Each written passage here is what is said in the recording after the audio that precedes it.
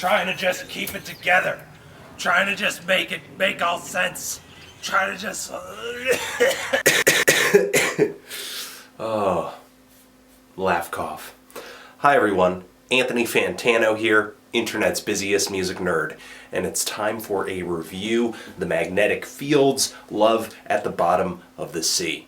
Magnetic Fields is an eccentric singer-songwriter project and band fronted by and founded by Stephen Merritt. And over the years, the band has kind of defined its sound with songs that feature simple instrumentation, simple song structures, but big personalities, characters, storytelling, strange occurrences. Despite this simplicity, there is still a lot of ambition coming out of the Magnetic Fields, especially on prolific projects like 69 Love Songs, which is actually 69 Love Songs, it's not just a title, or their previous 3 LPs where they kind of abstained from using synthesizers in any of the songs, which were usually a mainstay in the band's music, or maybe even the first of those 3 albums, I, which all kind of have I at the beginning of the title.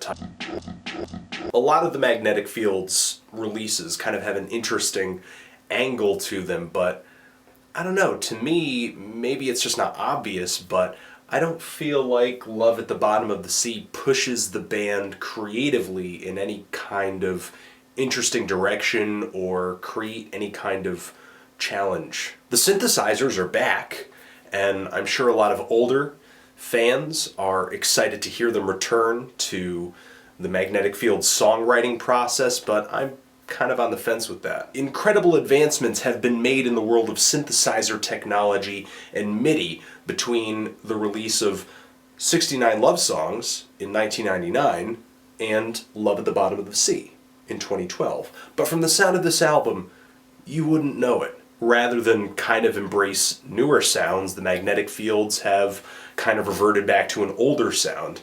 And I don't mean like Get Lost or 69 Love Songs an older sound. I mean more like The Wayward Bus an older sound. But the thing is, the old stuff these guys have put out kind of has a charm to it because of the recording technology and the instruments available during that time. Love at the Bottom of the Sea doesn't really have that advantage. It is an album that was recorded today.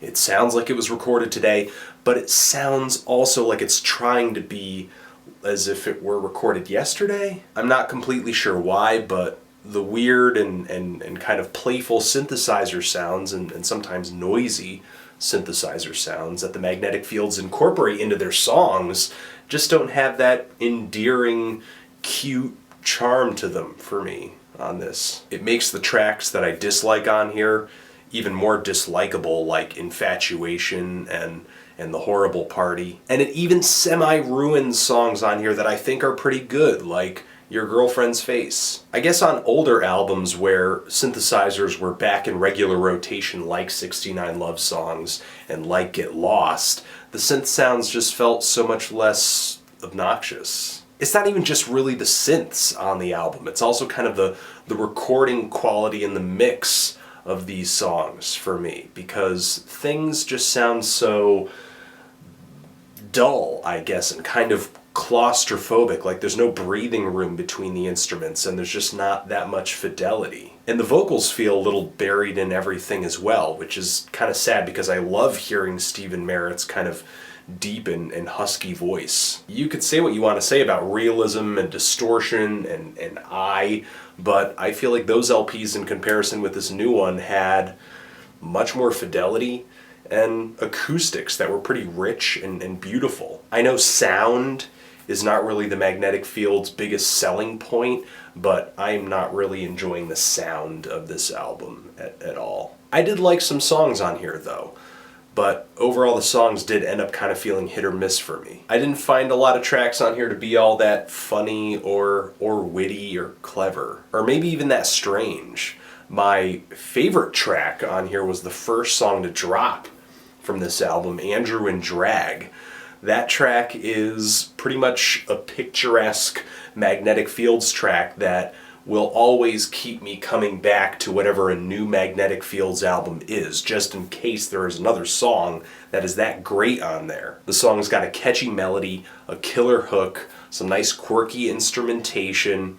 It's all very memorable, and the story is killer. It's about a guy who falls in love with a woman who's not actually a woman, but a guy in drag. But the guy dressed in drag is kind of a joke. So the kicker is that this guy doesn't even have the opportunity to date a gay guy in drag who he's fallen in love with. These are the kinds of strange character portraits that you catch on a Magnetic Fields album. The song God Wants Us to Wait features a woman kind of singing to her boyfriend just as they're on the threshold of making love, but she's like, oh wait, God wants us to wait. You don't want us to live in sin, do you? On the track Your Girlfriend's Face, a jealous woman hires a hitman to take care of this guy and his girlfriend. Being in love with a machine and the secret bachelor pad of some woman's husband are a couple other subject matters that I thought were pretty fantastic on this thing. But there are other songs on here that don't really hit me with an interesting story or angle that I find all that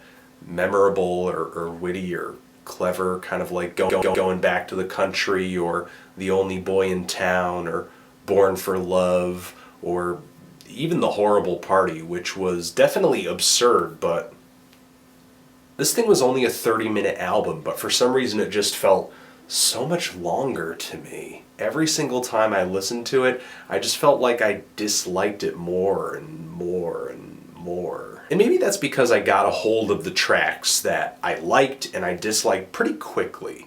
You know, this album lost its mystery for me really fast. But the thing is, the songs on here that I have really strong feelings about, positive or negative, aren't even really that many.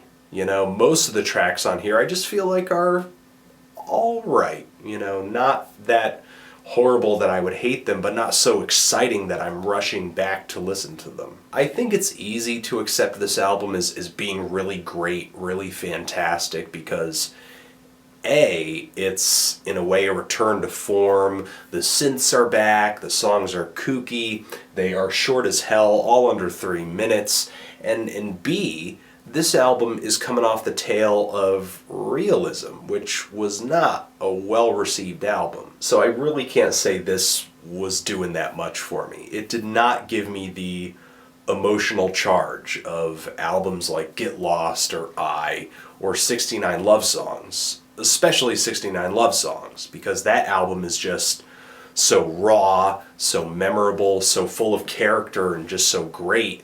But it feels so effortless that it will probably make you feel like you could pick up a guitar and write 69 love songs yourself if you're yet to hear it. So I'm kind of feeling a decent to strong 5 on this thing, but what do you guys think about it?